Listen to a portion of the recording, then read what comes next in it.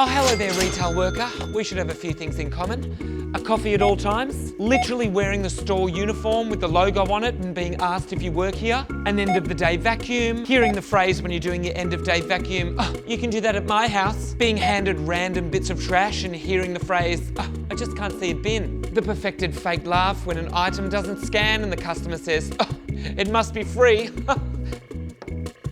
Don't you say it. The same perfect fake laugh when an item doesn't have a tag on it and the customer says, oh, it must be free. 76% of the time having a hangover, rehanging clothes left on the counter, rehanging clothes left in the change room, rehanging clothes just about anywhere any customer wants to leave them. Despite the fact that I haven't decided the price because I just work in the shop, that's come from head office and probably had 600,000 meetings about the price, despite the fact they've actually created the product and then named the price and then printed the price on little labels and stuck them on every single item, still being asked the question, is that the best price you can do? Making your voice higher in front of customers. Sorry. Making your voice 3 octaves higher in front of customers. Being asked to get a fresh one from out the back. Going out the back to check sizes even though you know full well there aren't any other sizes, but you just go out the back anyway to have a quick break. Saying you can't do a discount. Being asked to get the manager. Getting the manager. Trying not to laugh when the manager says, sorry, we don't do discounts. Being reminded the customer is always right. Actually believing the customer is always right. Oh no. Caring every time you hear the phrase, you've lost another customer. Oh no. Watching customers put back things where they belong. Oh no. Watching well-behaved children not touch your display. Oh no. A fake smile every time you hear savings, more like spendings.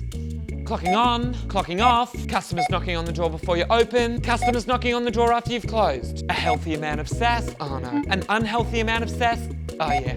A customer asking for a discount because the packaging they're just gonna throw away is damaged. Waiting for the customer to transfer the funds.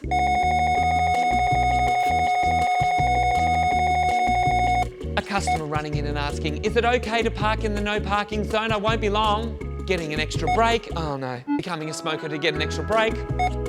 Having to break the news to the customer that the thing they thought that was on sale isn't on sale. Things not scanning at the damn sale price. Having to type in a barcode manually. A major shudder down the spine when it hits late November and you know you'll hear Mariah Carey Christmas songs for the next month.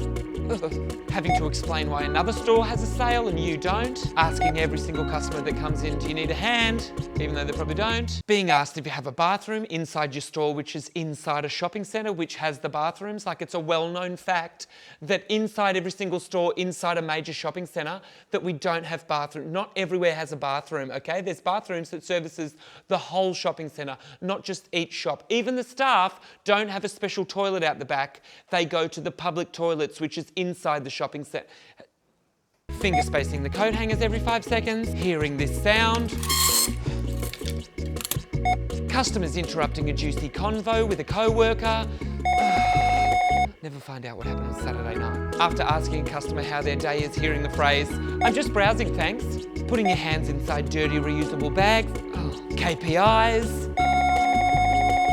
Meeting your KPIs. Oh no. Takeaway lunch from the food court.